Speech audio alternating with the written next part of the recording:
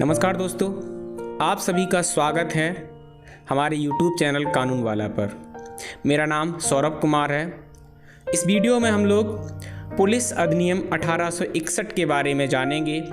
इसका जो bare act है उसमें क्या क्या दिया हुआ है उसके बारे में जानेंगे। सबसे पहले हम लोग स्टार्ट करते हैं धाराओं के क्रम से कि इस अधिनियम की किस धारा में क्या दिया हुआ है। तो बेयर एक्ट में सबसे पहले उद्देशिका आती है कि इस अधिनियम का क्या उद्देश्य है। इसके बाद धारा 1 में निर्वचन खंड आता है। धारा 2 बल का गठन बताती है कि पुलिस बल का गठन किस प्रकार से होगा। धारा 3 राज्य सरकार में अधीक्षण निहित होगा, यह बतलाती है। इसके बाद धारा 4 पुलिस महानिरीक्षक आदि के बारे में बतलाती है। इसके बाद धारा 5 महानिरीक्षक की शक्तियाँ एवं वह उन शक्तियों का प्रयोग किस प्रकार से करेगा, इसके बारे में बतलाती है। इसके बाद आती है धारा 6। धारा 6 पुलिस अधिकारियों को मजिस्ट्रेट की शक्तियाँ, इसके बारे में बतलाती है कि कब पुलिस अधिकारियों को मजिस्ट्रेट की शक्तियाँ होंगी। इसके बाद धारा 7 अवर अधिकारियों की नियुक्ति और पदच्युति इत्यादि के बारे में बताती है। इसके बाद धारा 8 पुलिस अधिकारियों को प्रमाण पत्र का अभ्यरण इत्यादि के बारे में बताती है।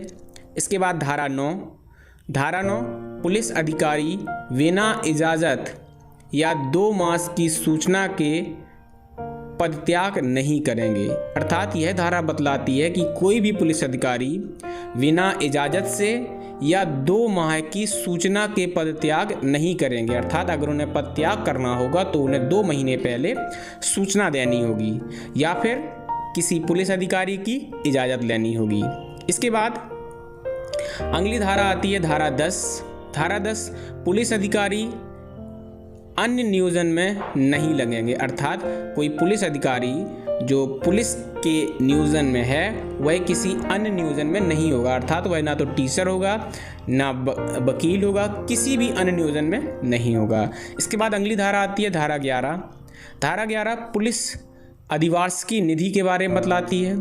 दोस्तों, हम लोग इन सारी धाराओं को विस्तार से जानेंगे। अभी हम लोग स्टार्ट कर रहे हैं और सिर्फ बेयर एक्ट के माध्यम से इतना जान रहे हैं कि किस धारा में क्या दिया गया है। इसके बाद अगली धारा आती है धारा 12। धारा 12 महानिरीक्षक की नियम बनाने की शक्ति को बतलाती है कि महानिरीक्षक की नियम बनाने की शक्ति क्या होगी। इसके बाद धारा 13 व्यक्तिगत खर्च पर नियोजित अतिरिक्त पुलिस अधिकारी के बारे में बताती है। इसके बाद धारा 14 रेल और अन्य कारणों के आसपास अतिरिक्त बल की नियुक्ति के बारे में बतलाती है। इसके बाद धारा 15 विक्षुब्ध या संकटपूर्ण जिलों में अतिरिक्त पुलिस रखना इत्यादि के बारे में बताती है। इसके बाद धारा 15 का निवासियों या भूमि में हितबद्ध व्यक्तियों के दुराचरण से पीड़ितों को प्रतिकर निर्धारित करना, इसके बारे में बतलाती है। इसके बाद धारा 16, धारा 13, 14, 15 और धारा 15 का के अधीन संदेह धनों की वसूली और वसूली होने पर उनका व्ययन, इसके बारे में बतलाती है।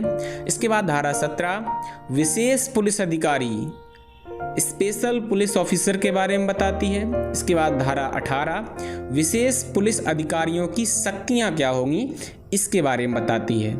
इसके बाद अगली धारा आती है धारा 19। धारा 19 विशेष पुलिस अधिकारी के रूप में सेवा करने से इनकार, इसके बारे में बतलाती है। इसके बाद धारा 20 पुलिस अधिकारियों द्वारा प्रयोग किया जाने वाला प्राधिकार कि उनका क्या प्राधिकार होगा, इसके बारे में बतलाती है। इसके बाद धारा 21 ग्राम पुलिस अधिकारी, इसके बारे में बतलाती है। पुलिस चौकीदार, जैसे चौकीदार कहते हैं पुलिस का, उसके बारे में धारा 21 प्रावधान करती है। इसके बाद धारा 22 पुलिस अधिकारी सदैव कर्तव्य रूढ़ होंगे और जिले के किसी भी भाग में नियोजित किए जा सकें, यह धारा इस बारे में उपबंध करती है। इसके बाद धारा 23 पुलिस अधिकारियों के कर्तव्य कि उनके क्या कर्तव्य होंगे, इनके बारे में बतलाती है। इसके बाद धारा 24 पुलिस अधिकारी इत्तला इत्यादि कर सकेंगे, इसके बारे में बतलाती है। इसके बाद धारा 25 पुलिस अधिकारी बिना दावनी संपत्ति को अपने भार साधन में लेंगे और इसके व्ययन की बाबत मजिस्ट्रेट के आदेशों के अधीन होंगे। इसके बाद धारा 26 मजिस्ट्रेट संपत्ति को निरुद्ध कर सकेगा और उद्घोषणा निकाल सकेगा। इसके बाद जो अगली धारा आती है धारा 27। धारा 27 यदि कोई दावेदार उपसंजात नहीं होता तो संपत्ति का अधिहरण किस प्रकार से होगा, इसके बारे में बतलाती है। इसके बाद धारा 28 पुलिस अधिकारी न रहने पर प्रमाण पत्र इत्यादि का परिधान करने से इनकार करने वाले व्यक्ति के बारे में बताती है कि अगर कोई पुलिस अधिकारी है और वह पुलिस अधिकारी नहीं रहता है, तब यदि वह अपना प्रमाण पत्र अर्थात उसका आईडी कार्ड होता है वह देने से मना कर देता है, कहता है कि ये मैं अपने पास ही रखूँगा, तो उसके बारे में क्या उपबंध है यह हम लोग आगे जानेंगे। इसके बाद धारा 29 कर्तव्य इत्यादि की उपेक्षा के लिए शास्तियाँ। अगर कोई पुलिस अधिकारी अपने कर्तव्य की उपेक्षा करता है तो उसे क्या दंड दिया जाएगा, इसके बारे में धारा 29 प्रावधान करती है।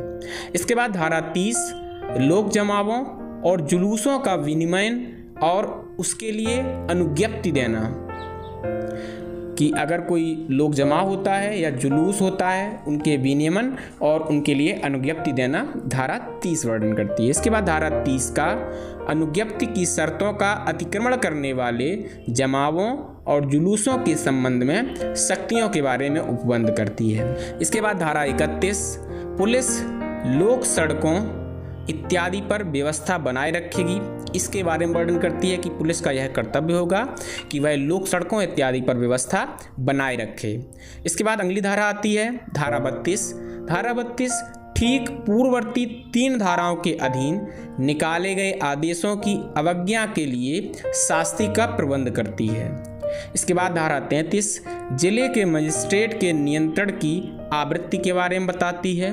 इसके बाद धारा 34 सड़कों पर कतिपय अपराधों के लिए दंड इत्यादि पुलिस अधिकारियों की सख्तियाँ।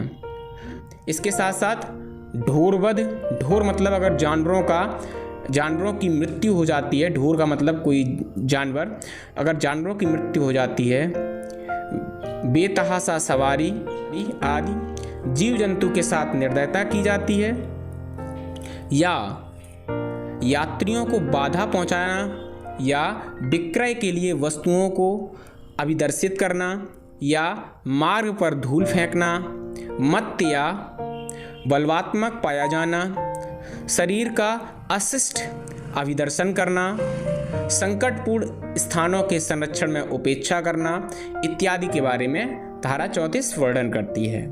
इसके बाद अगली धारा आती है धारा 35। धारा 35 अधिकारता के बारे में बताती है कि पुलिस अधिकारियों की क्या अधिकारता होगी। इसके बाद धारा 36। धारा 36 अन्य विधि के अधीन अभियोजित करने की शक्तियाँ प्रभावित नहीं होगी, इसके बारे में बतलाती है। इसके बाद धारा 37 मजिस्ट्रेट द्वारा अधिरोपित शास्तियों और जुर्मानों की वसूली के बारे में बताती है। इसके बाद धारा 38, धारा 39, धारा 40, धारा 41, ये जो 4 धाराएं हैं 38 से 41 तक, इनको निरसित कर दिया गया है, अर्थात हटा दिया गया है। इसके बाद अगली धारा आती है धारा 42। धारा 42 कार्यवाहियों के लिए परिसीमन, अभितुष्ट की निविदा इत्यादि के बारे में बताती है। इसके बाद धारा 43 यह अभिवचन की कार्य वारंट के अधीन किया जा सकता है, इसके बारे में बताती है। इसके बाद धारा 44 पुलिस अधिकारी डायरी रखेंगे, इसके बारे में प्रावधान करती है कि पुलिस अधिकारी अपने पास डायरी रखेंगे। इसके बाद धारा 45 राज्य सरकार विवरणियों का प्रारूप विहित कर सकेंगे, इसके बारे में बतलाती है। इसके बाद धारा 46 अधिनियम की परिधि, इसके बारे में बतलाती है। इसके बाद धारा 47 पुलिस के जिला अधीक्षक का ग्राम पुलिस पर प्राधिकार, इसके बारे में बतलाती है कि पुलिस के जो जिला अधीक्षक होते हैं उनका ग्राम पर प्राधिकार। यहाँ पर हम लोगों ने पुलिस अधिनियम के अंतर्गत जो 47 धाराएं दी हुई हैं, इनके बारे में जान लिया है कि किस धारा में क्या दिया गया है। इसके बाद हम लोग अगले वीडियो में इन सभी धाराओं को विस्तार से जानेंगे। तब तक के लिए अपना ख्याल रखें। जय हिंद,